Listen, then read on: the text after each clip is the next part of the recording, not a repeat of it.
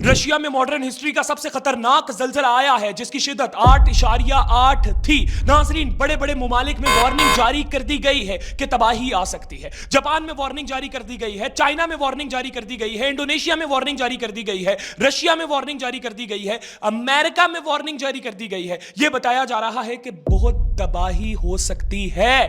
नाजरीन, यह जलजला कितना खतरनाक है आप इस चीज से अंदाजा लगाइए कि 2005 में जो पाकिस्तान में जलजला आया था, जिस जलजले की वजह से 70,000 से ज्यादा लोग मारे गए थे, उस जलजले की शिद्दत 7.7 थी। तो आप अंदाजा लगाइए कि यह 8.8 का जलजला कितना खतरनाक होगा। हमारी इतलात के मुताबिक यह जलजला रशिया के पास मौजूद समंदर में आया है, जिसको रशिया का ऑफ कोस्ट भी कहा जाता है। नाजरीन, जब यह जलजला आया तो समंदर बिफर गया, जिसके बाद यह कहा जा रहा है कि जापान में सैलाब आ सकता है, चाइना में सैलाब आ सकता है, इंडोनेशिया में सैलाब आ सकता है, अमेरिका की जो वेस्ट साइड है वहां पर सैलाब आ सकता है, रशिया में भी सैलाब आ सकता है।